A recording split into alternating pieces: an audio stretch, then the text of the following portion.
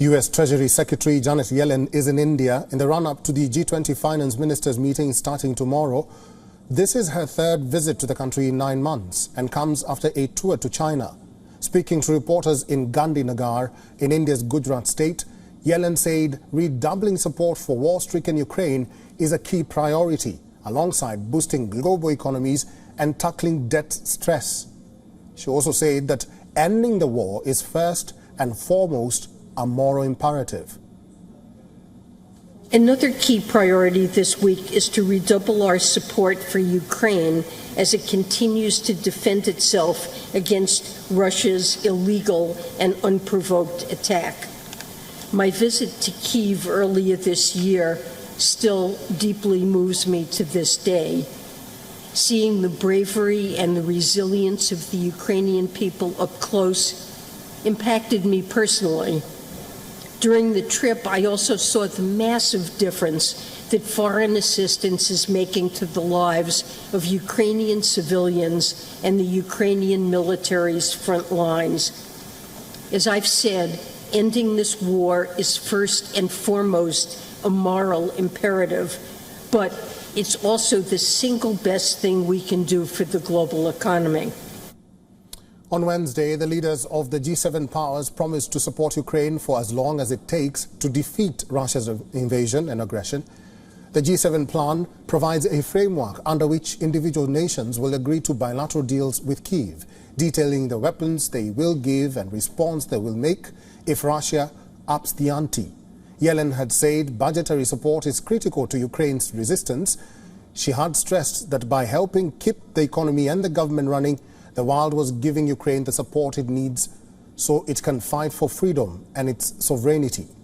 As per the Treasury Department, Yellen will be holding talks with her G20 counterparts to push for reforms at multilateral development banks. The Treasury Secretary will also call for actions to accelerate sluggish progress on debt restructuring processes for low-income countries. Both of these issues have been on US's agenda for quite some time now. It's hard for them to fund or attract important public and private investments. Without these investments, their macroeconomic foundations deteriorate, making the initial debt problem even. Jonathan Wachtel is an international affairs expert. He's now joining us live from New York. Jonathan, good to see you and welcome to the program. Thank you. Let's try and decode what the Treasury Secretary said in her speech in India. Yellen says ending the war is a moral imperative and the best thing that we can do for the global economy. Others translated her statement and say that what the Secretary really meant was that funding Ukraine was the best boost for global economy. What do you make of these two statements? There's no issue between the two statements. They are in tandem with one another. The basic truth is that this horrible war that's been going on for over a year now has really disrupted the economies across the world. It's even affecting the delivery of absolutely essential grain to portions of the world that rely on it, from Ukraine and Russia. It's caused all sorts of economic upheaval and created this very polarized geopolitical situation that even draws India into the middle. Some critics argue that the West, and more specifically the United States and Europe, will want to use the G20 summit to push the agenda of aiding and even supporting Ukraine. Do you see that happening, and what would be the impact of that? You know, Eric, we live in a very polarized world, and even your country, India, has its own, sovereign, which it's, of course, supposed to and entitled to have, approach to the Russia-Ukraine conflict. That's not completely in parallel with the United States and European countries. It's more accommodating to Russia, particularly in terms of buying Russian fuel, which India relies on and gets at a discounted rate. That's something that, of course, is irksome to the United States and European allies. And India sees the world in a very different, from a very different perspective. Delhi and Moscow have enjoyed very good relations for decades, going back to the days of the Soviet Union. And India relies heavily on Russia for weapons and trade.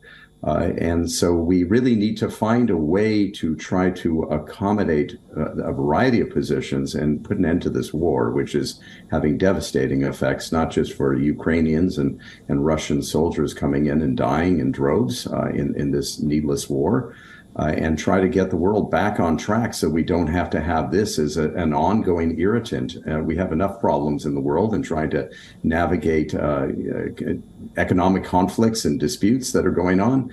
China and India have their own disputes. The United States has its own issues with China. Happily, we're seeing a blooming of relations between India and the United States, which I think is a wonderful force within the world. Very, very positive, impactful, and promises a lot of good. But the basic truth is, until we can put this war in Ukraine behind us, the world is really going to be in this very difficult situation.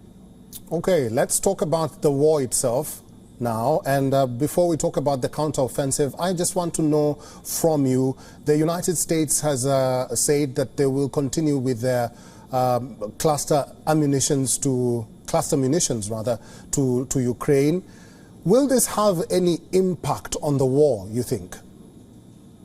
Certainly weapons that are effective on the battlefield are going to have an impact in terms of the front line and what happens at the front line. But, this war has shown, if anything, that this is a slogging fest between Russia and Ukraine that will continue for many more months. And the best possible thing would be to see for Moscow and Kiev to understand this and try to accommodate some sort of negotiating position so that we can put this behind us. The cluster munitions, of course, it's an effective weapon, a controversial weapon, but effective, and it will obviously have an impact on the ground. All right, Jonathan, finally, Ukraine says that they are advancing in their counteroffensive, but Russia says otherwise. President Putin says it is already a failure. How would you gauge the counteroffensive so far, very quickly?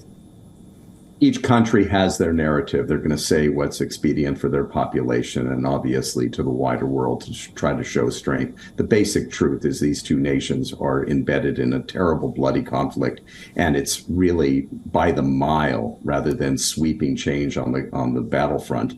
And sadly, people are dying every day in a needless war that really needs to stop. All right, I've been talking to an international affairs expert, Jonathan Wachtel. Thank you very much for talking to WION World is One today. Pleasure, Eric. WION is now available in your country. Download the app now and get all the news on the move.